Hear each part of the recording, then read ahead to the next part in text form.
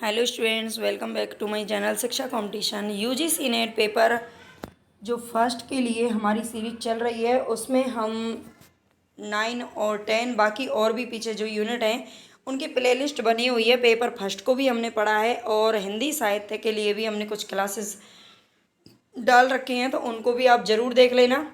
और इसमें आज हम जो करने वाले हैं वो है प्रैक्टिस सेट।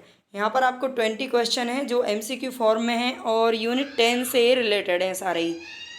तो जैसा कि मैंने आपको पहले ही बता दिया था कि हम यूजीसी नेट का पहले थ्योरी पढ़ रहे हैं और उसके बाद में हम प्रैक्टिस करेंगे। तो अब जो भी दिन आपके पेपर में बचे हुए हैं उनमें हम केवल क्या करेंगे, प्रैक्टिस ही करेंगे पेपर के टाइम तक। तो चलते हैं हम यहाँ पर अपने पहले क्वेश्चन की तरफ। राष्ट्रीय महिला शिक्षा परिषद द्वारा 1962 में नियुक्त की गई उस समिति का अध्यक्ष कौन था? मतलब राष्ट्रीय महिला शिक्षा परिषद के द्वारा 1962 में एक समिति बनाई गई थी, तो उसका अध्यक्ष कौन था जिसे शिक्षा के सभी चरणों में लड़कों और लड़कियों की पाठ्यचर्या के विभेदन की जांच करने के लिए कहा गया था? तो समिति बनाई गई थी, उसके अध्यक्ष की बात कर रहे हैं। तो कौन सी समिति बनाई गई थी 1962 में? ये है हंसा मेहता समिति के नाम से प्रसिद्ध।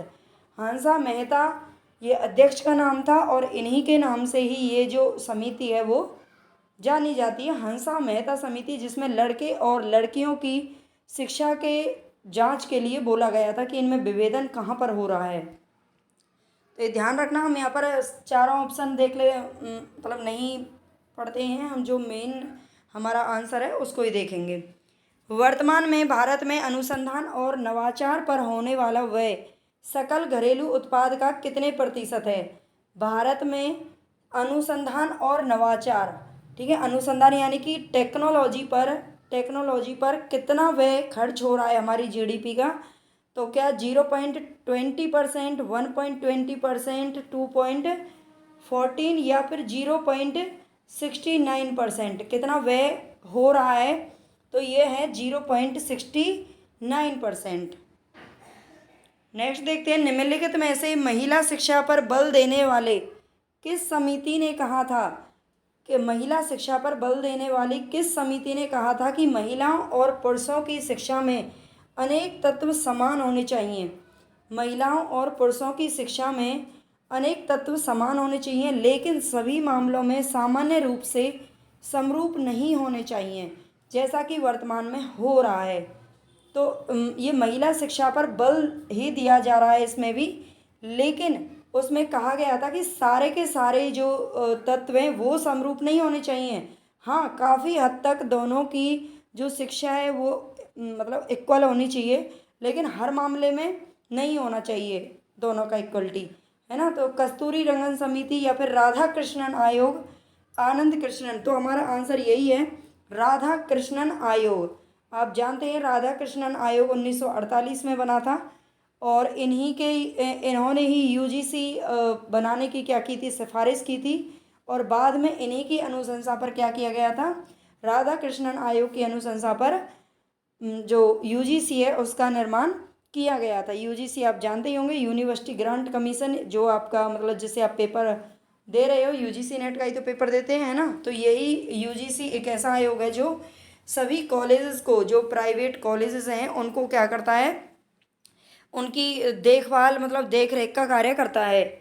NIDI का पूर्ण रूप निम्नलिखित में से क्या है? NIDI की फुल फॉर्म बतानी है आप यहाँ पर आपको, तो देख लेते हैं। नेशनल इंस्टीट्यूट ऑफ डिस्टेंस, यहाँ पर क्या है, डिस्टेंस इंस्ट्रक्शन या फिर डाटा इनिशिएटिव डेवलपमेंट इंस्टीट्यूट या फिर national initiative for design innovation. NIDI का फुल फॉर्म इसमें से क्या है? NIDI से आप याद रखें डिजाइन, क्या याद रखना है आपको, एक कोई भी जब फुल फॉर्म आप पढ़ते हैं ना तो क्या होता है कि चार ऑप्शन बिल्कुल बहुत पास पास होते हैं तो समझ में नहीं आता, तो उनमें से आप कोई भी एक कीवर्ड पकड़ लिया करें और उसी से फिर याद किया करें। तो इसमें NIDI का जो फुल फॉर्म है उसमें आप पकड़ें डिजाइन को, national initiative for design innovation, ठीक है। ये NIDI का क्या है, फुल फॉर्म है। चलते हैं नेक्स्ट क्वेश्चन की तरफ। 1857 में पारित समावेशन अधिनियम के किस विश्वविद्यालय के प्रतिरूप पर आधारित कोलकाता, बम्बई और मद्रास के विश्वविद्यालय की स्थापना का प्रावधान किया गया था? तो 1857 में पारित हुआ था। और उस टाइम पर मतलब कहाँ कहाँ पर विश्वविद्यालय बनाए गए थे? कोलकाता, बम्बई और मद्रास में। और किस विश्वविद्यालय की तर्ज पर यह बनाया गया था? तो क्या Cambridge university, Oxford university of Harvard या फिर लंदन यूनिवर्सिटी? तो ये हमने थ्योरी में भी ये पढ़ा था बहुत अच्छे से। अगर आपने थ्योरी की क्लासेस मेरी देखी हैं या आपने पढ़ रखा है तो आप ज़रूर ये क्वेश्चन कर लेंगे। बहुत ही मतलब ज़्यादा कठिन नहीं है। एक बार थ्योरी अगर कंसेप्ट हमें पता होता है तो फिर आराम से क्वेश्चन हम निकाल सकते हैं। तो ये लंदन यूनिवर्सिटी के अवधारणा पर ये जो विश्वविद्यालय हैं वो बनाए गए थे, लंदन यूनिवर्सिटी। ठीक है, ध्यान रखना। लंदन यूनिवर्सिटी के आधार पर कोलकाता, बम्बई और मद्रास के जो विश्वविद्यालय हैं उनकी स्थापना की गई थी। नेक्स्ट चलते हैं यहाँ पर। निम्नलिखित में से किसने पहली बार यह माना था कि सरकार द्वारा महिला शिक्षा को स्पष्ट एवं हार्दिक समर्थन देना चाहिए? मतलब सबसे पहली बार किसने ये माना कि सरकार को महिला शिक्षा को भी क्या करना चाहिए? समर्थन देना चाहिए और वह उसके विस्तार के लिए प्रभावी उपाय भी करने चाहिए, है ना। लड़कियों की शिक्षा के लिए क्या करना चाहिए? उनको ऐसे मतलब अच्छे वाले, है ना, एकदम ठोस ठोस उपाय करने चाहिए जिनका प्रभाव पड़े। ऐसा नहीं है बस बोल दिया और बस भूल गए, है ना। तो ऐसा नहीं होना चाहिए।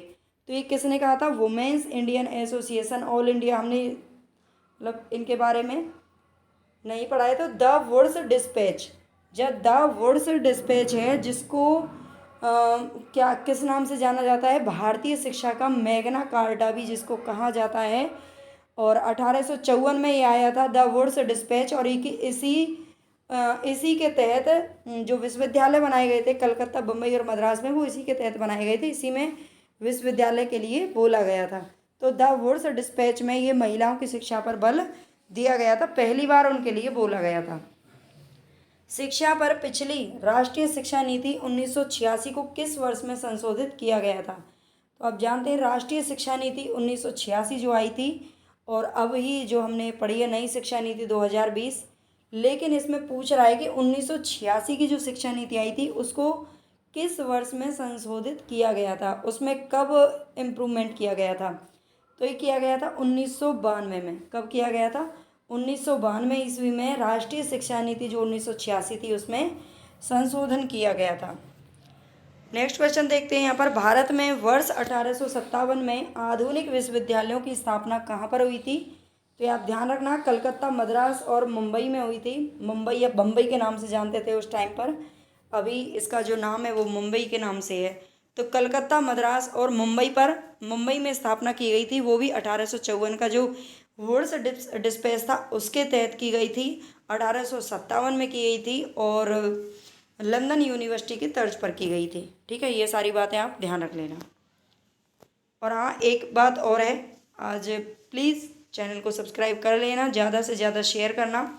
आपको अभी जो आपके दिन बचे हुए हैं, अगर आप ज़्यादा से ज़्यादा शेयर करते हैं, सपोर्ट करते हैं, तो मैं आपके पेपर तक आपको रिवीजन करवाती रहूँगी। और साथ में मैं कोशिश करूँगी कि कल से आपको हिंदी से जो बच्चे पेपर दे रहे हैं या फिर टीजीटी पीजीटी किसी की भी तैयारी कर रहे हैं तो हिंदी का फ़िलहाल हम रिवीजन कर लेंगे। ठीक है, तो उसकी भी मैं लेके आने की कोशिश कर रही हूँ, बस थोड़ा सा टाइम कम मिल रहा है, लेकिन कोई नहीं, करेंगे अगर आप सपोर्ट करेंगे तो। क्षेत्र विषयक कौशल परिषद निम्नांकित में से किसके द्वारा उद्भावित की जाएगी? क्षेत्र विषयक कौशल परिषद ये किसके द्वारा उद्भावित की जाएगी? क्या नीति आयोग के द्वारा, भारतीय मानक परिषद के द्वारा, या फिर केंद्रीय शिक्षा विभाग या राष्ट्रीय कौशल विकास निगम? राष्ट्रीय, यहाँ पर ऊपर आप देख सकते हैं, यहाँ पर क्या है? कौशल परिषद। ठीक है, क्षेत्र विषयक कौशल परिषद। तो ये राष्ट्रीय कौशल विकास निगम के द्वारा इसको क्या किया जाएगा? उद्भावित किया जाएगा। निम्नांकित में से कौन सर्वोच्च सलाहकारी और गैर सांविधिक निकाय है? तो सर्वोच्च सलाहकारी और गैर सांविधिक, ये भी ध्यान रखना है, गैर सांविधिक निकाय है तो ये कौन सा है? नीति आयोग। कौन सा है? नीति आयोग है। नीति आयोग आप जानते हैं पहले योजना आयोग के नाम से इसको जाना जाता था, लेकिन 2015 में इसका नाम बदल दिया गया और अब इसे नीति आयोग के नाम से जाना जाता है, जो कि सर्वोच्च सलाहकारी और गैर सांविधिक एक निकाय है ना। गैर सांविधिक का मतलब समझते हैं, ये इसका संविधान में कोई वर्णन नहीं है, ठीक है। ये सलाहकार के तौर पर बनाई गई है और इसके जो अध्यक्ष होते हैं, ये भी आप ध्यान रखना, वो खुद प्रधानमंत्री होते हैं। चाहे नीति आयोग तो रहेगा ही रहेगा, प्रधानमंत्री चाहे बदल जाए, जो आएगा वर्तमान में जो भी रहेगा वही इसका अध्यक्ष रहेगा, ठीक है। तो ये भी ध्यान रख लेना। विश्वविद्यालय अनुदान आयोग के प्रथम अध्यक्ष कौन थे? तो विश्वविद्यालय अनुदान आयोग बोलते हैं यूजीसी को। यूजीसी के फर्स्ट प्रथम अध्यक्ष कौन थे? तो ये थे श्री सीडी देशमुख। सीडी देशमुख जो थे, ये कौन थे? यूजीसी के प्रथम अध्यक्ष थे। किस वर्ष में संसद के अधिनियम के द्वारा एक संवैधानिक निकाय के रूप में अखिल भारतीय तकनीकी शिक्षा परिषद की स्थापना की गई थी? किस वर्ष में की गई थी? बस इतना ही ध्यान रखें आप यहाँ पर कि अखिल भारतीय तकनीकी शिक्षा परिषद की स्थापना कब की गई थी? 1987 ईस्वी में की गई थी। कब की गई थी? 1987 ईस्वी में की गई थी अखिल भारतीय तकनीकी शिक्षा परिषद, ठीक है। नाम आप ध्यान रख लेना, 1987 में इसकी स्थापना की गई थी। गेट्स व्यवस्था के अनुसार उच्चतर शिक्षा संबंधी नीतियों का निर्माण किस विभाग द्वारा किया जाना निहित है? तो गेट्स व्यवस्था के अनुसार उच्चतर शिक्षा संबंधी नीतियों का निर्माण किसके द्वारा किया जाता है? तो क्या शिक्षा जो मंत्रालय उसके द्वारा, फिर विदेश मंत्रालय, फिर वाणिज्य एवं व्यापार मंत्रालय। तो ये वाणिज्य एवं व्यापार मंत्रालय जो है उसके द्वारा क्या किया जाता है? गेट्स व्यवस्था के अनुसार उच्चतर शिक्षा संबंधी नीतियों का निर्माण किया जाता है। प्राचीन भारतीय विश्वविद्यालय जो न्याय या तर्क में उन्नत विशेष अध्ययन के लिए मुख्य केंद्र था के रूप में जाना जाता है। प्राचीन भारतीय विश्वविद्यालय जो न्याय या तर्क में अध्ययन के लिए मुख्य केंद्र था, तो ये कौन सा है? तो जगदला विश्वविद्यालय, मिथिला विश्वविद्यालय, नदिया विश्वविद्यालय, पर वल्लभी विश्वविद्यालय। ये सारे विश्वविद्यालय थोड़े से क्या हैं, अलग हैं। हम यहाँ पे मतलब सोचेंगे कि नालंदा या तक्षशिला या किसी का नाम होगा, लेकिन नहीं, यहाँ पर ये अलग ही विश्वविद्यालय जिनमें नदिया विश्वविद्यालय का नाम आता है। ये न्याय या तर्क के रूप में जाना जाता था, नदिया विश्वविद्यालय, ध्यान रखना। कौन से भारतीय शिक्षा आयोग ने सबसे पहले प्रतिभा पलायन की समस्या पर ध्यान दिया था? प्रतिभा पलायन का मतलब आप समझते हो, जैसे कि आप जानते हैं हमारे देश में एक से एक बड़े जो वैज्ञानिक हैं या फिर गणितज्ञ ले लो, या फिर कोई भी मतलब बहुत अच्छे इंटेलिजेंट महापुरुष पैदा होते हैं और वो अपनी प्रतिभा को क्या कर ले जाते हैं? पलायन, मतलब वो खुद जो होते हैं ज़्यादातर यहाँ पर ना रह करके दूसरे जगहों पर यानी कि विदेशों में पहुँच जाते हैं और उस देश में अपना अच्छा जो अपनी प्रतिभा है उसको दिखाते हैं। तो प्रतिभा पलायन की समस्या पर किसने ध्यान दिया था? तो भारतीय शिक्षा आयोग ने ध्यान दिया था। किसने दिया था? भारतीय शिक्षा आयोग। भारतीय शिक्षा आयोग ने सबसे पहले मतलब इस समस्या पर ध्यान दिया था कि जो इंटेलिजेंसी है वो बाहर ना जाए अपने देश से, लेकिन ऐसा नहीं होता है। आज भी आप देखते हैं बहुत सारे इंजीनियर, बहुत सारे साइंटिस्ट, बहुत सारे जो भी मैथमेटिशियन हमारे देश से मतलब विदेशों में अब जा करके अपना क्या कर रहे हैं, अपने लाइफ जी रहे हैं, या फिर अपने वो बाहर निकल जाते हैं। उनको लगता है कि वहाँ पर बहुत ज़्यादा अच्छा पैसा भी बहुत अच्छा खासा मिलता है, और कुछ पैसे के लिए और कुछ वैसे ही अपना मतलब मौज मस्ती के लिए, कैसे भी समझ लीजिए आप। तो ये प्रतिभा का पलायन होना बोलते हैं इसको। वैदिक शिक्षा पद्धति में शिक्षा का माध्यम क्या था? तो वैदिक शिक्षा पद्धति में शिक्षा का आप जानते हैं, वैदिक शिक्षा पद्धति में संस्कृत थी। क्या थी? संस्कृत। पहले संस्कृत में ही शिक्षा दी जाती थी। ई पाठशाला किसकी पहल है? तो ई पाठशाला के बारे में हमने पढ़ा था बहुत अच्छे से। ये किसकी पहल है, किस के द्वारा इसका निर्माण किया गया है? तो ये किया गया है NCERT के द्वारा। किसके द्वारा?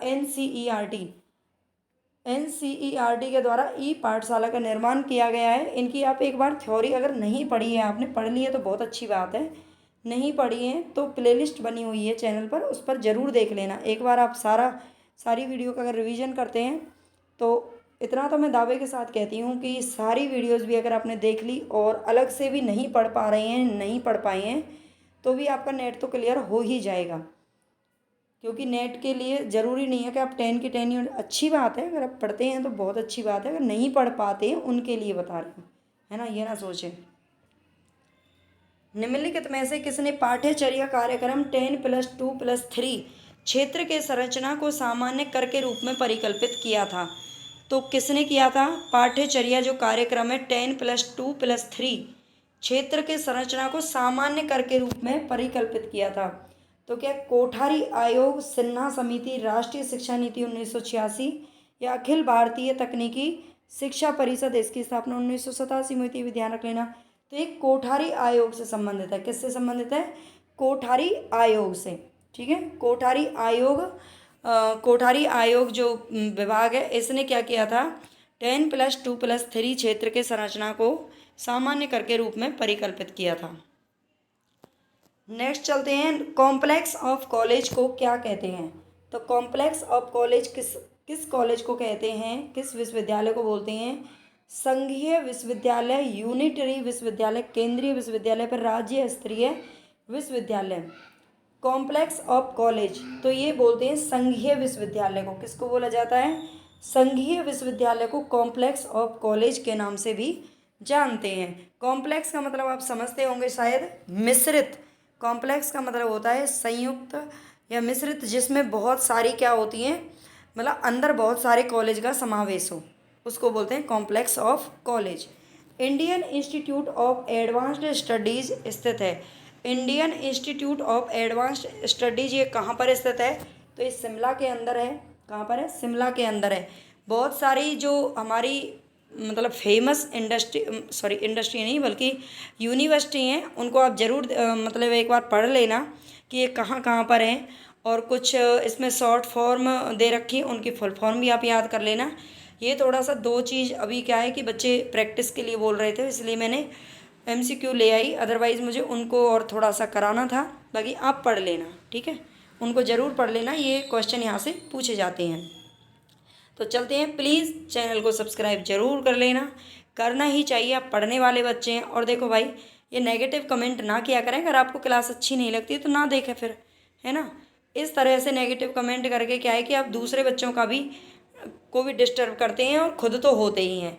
और जो मुझे लगता है पढ़ने वाला बच्चा है वो कभी भी नेगेटिव नहीं बोलेगा, अगर उसको नहीं करना है तो ना ही करेगा, बल्कि नेगेटिव क्यों करना, ठीक है। अगर आपको अच्छी लगती है तो आप पॉजिटिव फीडबैक दीजिए, अच्छी नहीं लगती है तो आप छोड़ जाइए, बस यही कहूँगी। अगर आप छोड़ जाएंगे तो मुझे भी लगेगा अच्छी नहीं है, मैं क्यों फिर मेहनत करूँगी, है ना। तो इससे बड़ा मतलब अच्छा नहीं लगता, बड़ा तकलीफ सी होती है, क्योंकि हम भी काफ़ी मेहनत करते हैं। और ऐसा नहीं है कि नेट वगैरह सब हमने भी दे रखा है, तो हम जानते हैं कि कहाँ से पेपर आता है और किस तरीके से पढ़ाना है। बाकी आपको मेरी ये बात कैसी लग रही है वो भी बता देना, अच्छी है या ख़राब है, ठीक है। चलते हैं, धन्यवाद।